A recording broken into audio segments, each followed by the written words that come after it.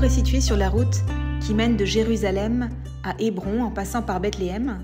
C'est la route dite des patriarches, celle que peut-être Abraham, Isaac et Jacob ont empruntée, celle surtout que des pèlerins ont empruntée durant des siècles pour aller d'une ville à l'autre se recueillir sur les lieux saints. L'Institut œcuménique se trouve sur une colline au milieu de centaines d'oliviers. D'un côté, on voit la ville de Jérusalem, la route à nos pieds, et puis en face de nous, les terres orthodoxes, un monastère consacré à Sainte Élie.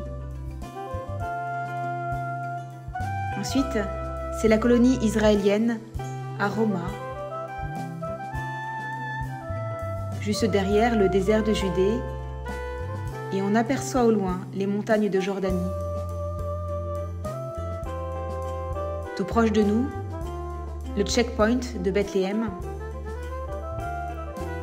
et le mur de séparation qui court sur les collines et les divise.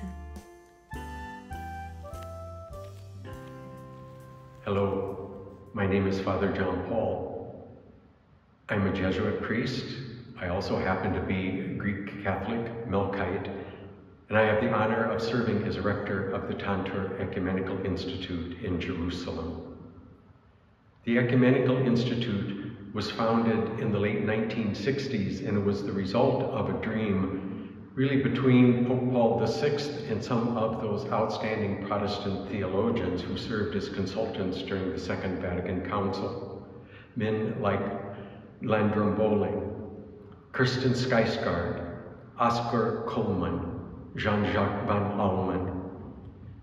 The Ecumenical Institute was founded for the purpose of advancing theological studies and research in ecumenical dialogue and conversation, all for the sake of building bridges, not only between Catholic and Orthodox, between Catholic and Protestant, but between the churches of the East and the West, building bridges of greater understanding, building bridges of knowledge that help us to realize there is richness in the diversity, but there is also unity in the diversity.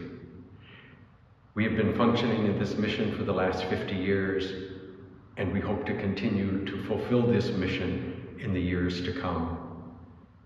Bonjour, je m'appelle Marie Farouza, je suis sœur consacrée dans la communauté du Chemin Neuf et depuis 1 an et demi environ, je suis en mission à l'Institut œcuménique de Tantour où je travaille et j'habite. Je suis coordinatrice des programmes et au service de l'animation spirituelle de ce lieu. Alors comme vient de le dire le Père John Paul, depuis sa fondation il y a 50 ans, Tantour a pour vocation d'être un lieu de prière, de recherche et d'amitié entre des chrétiens de différentes églises, mais aussi avec des juifs et des musulmans. On parle souvent ici d'oasis de rencontres. C'est l'expérience que font des hommes et des femmes venus de partout dans le monde pour vivre un temps sabbatique ou se former ici. Mais c'est aussi l'expérience que nous faisons au quotidien en équipe, à chaque fois que nous allons à la rencontre d'habitants de ce pays, qu'ils soient palestiniens ou israéliens, juifs, chrétiens ou musulmans, pour préparer de nouveaux programmes, pour créer des projets. Alors pour vous faire entrer un peu dans cette atmosphère de Tantour, pour vous faire découvrir davantage, j'ai eu envie de donner voix à des chrétiens de différentes églises qui se croisent ici à Tantour. D'abord, mon collègue Nizar Haloun, qui est le directeur des programmes et qui est chrétien palestinien. La grâce de Tantour en tant qu'équipe, c'est de pouvoir vivre avec Marie Farouza et JP cet esprit entre l'Orient et l'Occident, mais c'est aussi de pouvoir partager avec nos participants et nos pèlerins la complexité de la Terre Sainte, qui est tant spirituelle, politique que sociale, et de pouvoir offrir aussi un temps de ressourcement tout en restant dans l'espérance. Et puis Benjamin Lundqvist, qui est pasteur luthérien suédois, qui vient de passer ici 3 mois à Tantour avec sa famille pour vivre un temps sabbatique et un programme. I have really benefited from this program and the ecumenical dimension, both in the group and here in the Holy Land with all the different churches. There was an anniversary here at Tantour which really displayed the diversity, and I have really been blessed by the ecumenical experience here. j'ai pensé aussi à Frédéric Masson, le père Jonas, qui a été le directeur des programmes pendant plusieurs années et qui est aujourd'hui le curé de la paroisse syriaque catholique à Bethléem. J'ai tenu à l'interviewer lui et sa femme Stéphanie. Je suis un prêtre marié, mon épouse est avec moi aujourd'hui, nous avons 3 enfants et nous habitons au Moyen-Orient depuis maintenant 20 ans. Nous étions en Syrie, ensuite 15 années à Jérusalem et maintenant nous sommes ici à Bethléem. Et la grâce de la naissance de Jésus en vivant à Bethléem, c'est une grâce de simplicité, une grâce de l'enfant né, de Dieu qui se fait enfant, qui se fait petit, qui se fait humble. Et du coup, même entre les responsables religieux de Bethléem, il y a un grand esprit œcuménique.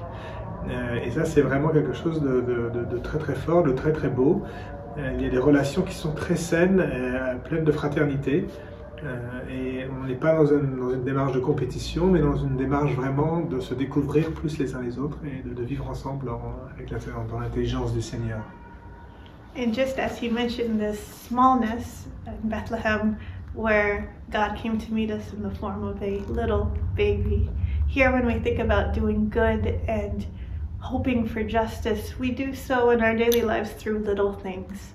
Through our relationships with our neighbors, both Muslims and Christians, through our fellow members in the church and our own families, and the small good things we can do every day, witnessing that Bethlehem is here to teach us that these little things matter, and that it's a place where we wait for God to teach us, God who is justice, God who is goodness, to teach us and show us what that means and how we might witness it. Et puis, j'ai interviewé aussi le père Emmanuel, qui est le curé orthodoxe d'un petit village en Palestine, à Aboud, un petit village dédié à Sainte Barbara, qui est un personnage important pour les chrétiens du Moyen-Orient. مرحبا، أنا الأب عمانوئيل عواد، راعي كنيسة الروم الأرثوذكس في عبود. أنا دائما باجي على معهد الطنطور هون، هذا المعهد المسكوني، لكي نجتمع مع كل الأحباء الإخوة هنا، لأننا نرى صورة الله في وجه كل إنسان من إخوتنا الموجودين هون. شكرا للطنطور اللي بيجمعنا. Ce que je porte dans ce lieu de Tantour, c'est l'ouverture à l'autre en tant qu'autre. Au fond, je me rends compte que humainement, presque inconsciemment, on arrive avec nos a priori, parfois personnels, souvent culturels, souvent ceux de l'Occident sur l'Orient. On a tendance à diviser le monde en cases, ça nous rassure, à mettre des étiquettes, et l'enjeu est parfois de vivre une conversion de l'intelligence, un retournement.